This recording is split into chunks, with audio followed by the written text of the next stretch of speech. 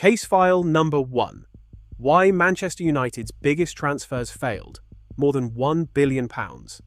That's how much Manchester United have spent on transfers since Sir Alex Ferguson retired in 2013.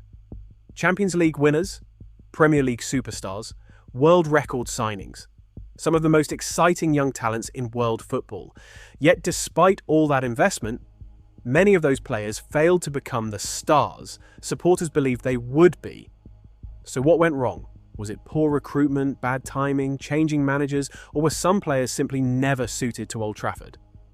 This is the Match Files, and today we're opening case file number 1. Football has a habit of simplifying failure. A player becomes a flop. A transfer is labelled a mistake. The story ends there. But the reality is usually far more complicated. Every transfer has its own story, different expectations, different pressures, different circumstances.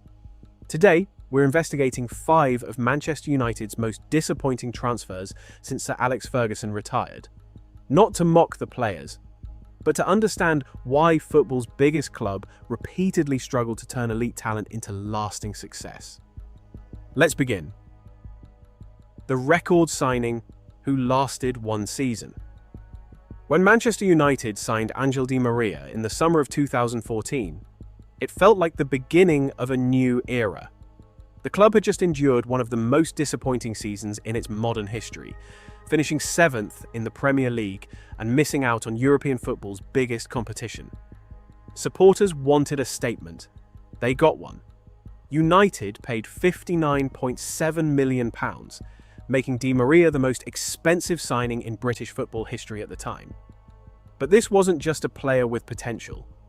He had just helped Real Madrid win La Décima, their 10th European Cup, and had been named UEFA's Man of the Match in the Champions League final. He arrived in Manchester as one of the finest attacking players in world football, and for a moment, everything looked perfect. Di María settled quickly. He drifted past defenders with ease, created chances almost effortlessly, and scored one of the most memorable goals of United's season with a delicate chip against Leicester City. Supporters believed they had finally found the player who could lead the club back towards the top of English football. But football rarely follows the script supporters imagine. A pelvic injury interrupted his momentum. Louis van Gaal repeatedly changed formations, asking Di María to play in several different roles rather than the position where he had excelled for Real Madrid. Then came something far bigger than football. In February 2015, Di María's family experienced an attempted burglary at their home while they were inside. The incident left a lasting emotional impact and changed how the family viewed life in England. From that point onwards, the confidence that had defined his early performances slowly disappeared. The player who had arrived as Manchester United's record signing was no longer guaranteed a place in the starting 11. Just 12 months after arriving, he was gone, sold to Paris Saint-Germain after only 1 season. It's tempting to describe Di María as a failed transfer, but perhaps that's too simple. His story wasn't about a lack of talent. It was about how injuries, tactical uncertainty, and personal circumstances combined to derail one of the most exciting signings Manchester United had made in years. Sometimes, even world-class footballers need the right environment to succeed. If Di María's story showed how quickly a dream signing could unravel, the next case is even more remarkable. Because Manchester United weren't buying a stranger. They were buying back a player they had once allowed to leave for free. The £89 million return. Imagine letting one of your brightest academy players leave for free, only to spend £89 million bringing him back 4 years later. That's exactly what happened with Paul Pogba. When Pogba left Manchester United in 2012, he was a talented teenager searching for first-team football. At Juventus, he developed into one of Europe's finest midfielders, powerful, creative, technically gifted. By the summer of 2016, he wasn't simply one of football's biggest talents, he was one of its biggest stars. Manchester United believed bringing him home would mark the beginning of a new era. For a while, it looked like they were right. Pogba played a key role in helping the club win both the League Cup and the UEFA Europa League during his first season back. On his day, he could dominate almost any midfield in Europe. His range of passing, his physical presence, his ability to score spectacular goals. Everything suggested United had finally found the player to build around. But consistency never truly arrived. Under Jose Mourinho, Ole Gunnar Solskjaer, and later other managers, Pogba was asked to perform different roles in constantly changing systems. Sometimes he played as a deep-lying midfielder, sometimes further forward, sometimes alongside a holding midfielder. The role changed, the tactics changed, the team changed, and eventually, the momentum disappeared. Injuries became more frequent. Long periods on the sidelines interrupted every attempt to rebuild rhythm. Away from the pitch, transfer rumors seemed to return almost every summer, turning conversations about Paul Pogba into discussions about his future rather than his football. By 2022, the story had reached a familiar ending. Paul Pogba left Manchester United. Once again, for free. Looking back, it's easy to focus on the transfer fee, but perhaps the greater lesson is this. Signing a world-class player is one thing. Building a stable football project around him is something entirely different. If Pogba's story was defined by expectation, the next case was supposed to be certainty. Manchester United weren't signing potential. They were signing one of the Premier League's most feared attackers. The perfect transfer that wasn't. On paper, Alexis Sanchez looked impossible to fail.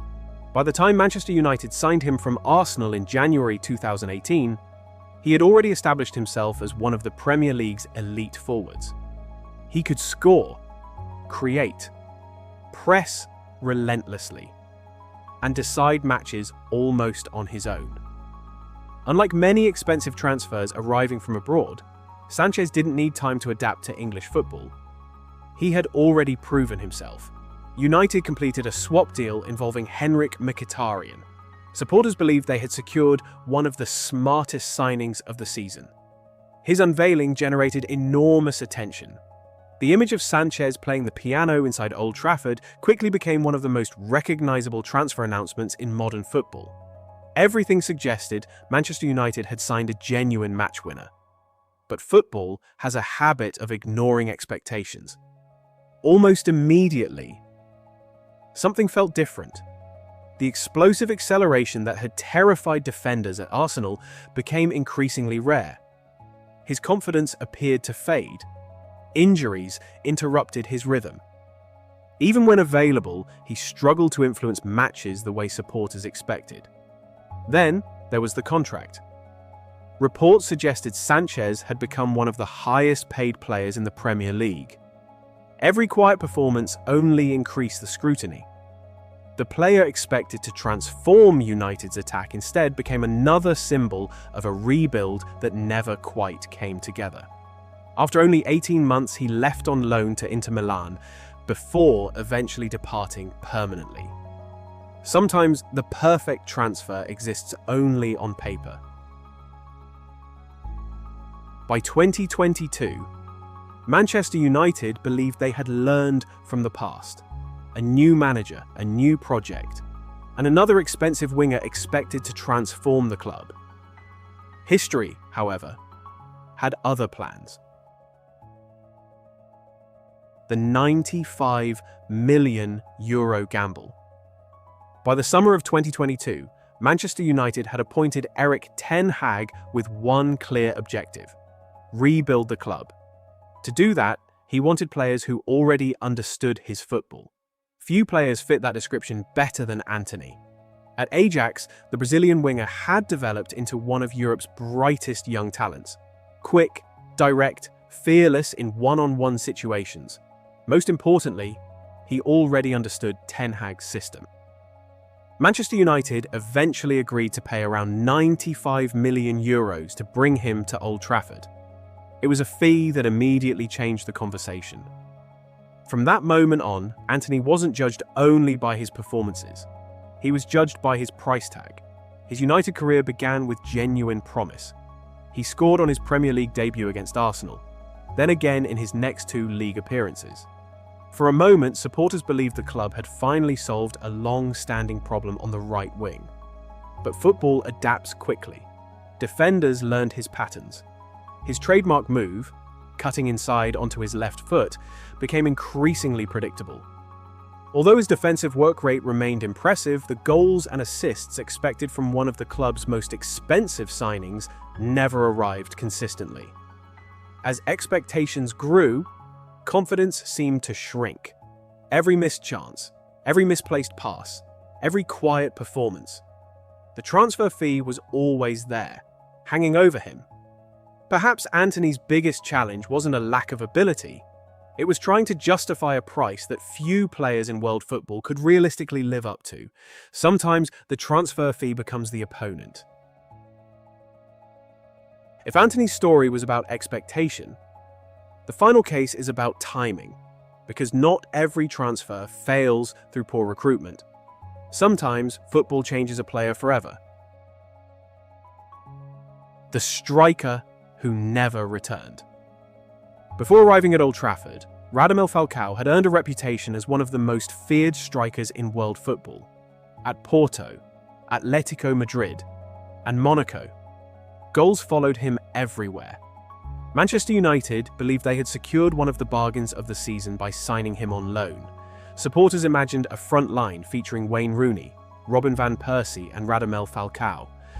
On paper, it looked unstoppable. But one question refused to disappear. Could Falcao still be the same player after suffering a serious ACL injury? As the season unfolded, the answer became increasingly clear. The explosive movement that once terrified defenders had faded. His finishing remained intelligent. His effort never disappeared. But the physical sharpness that had made him one of Europe's elite forwards simply wasn't there anymore. Manchester United chose not to make the move permanent. Falcao returned to Monaco. His time at Old Trafford quietly came to an end.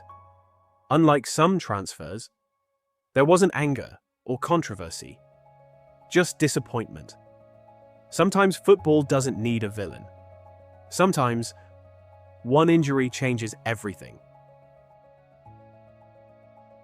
5 transfers, 5 different stories, 5 different endings, yet they all point toward the same conclusion.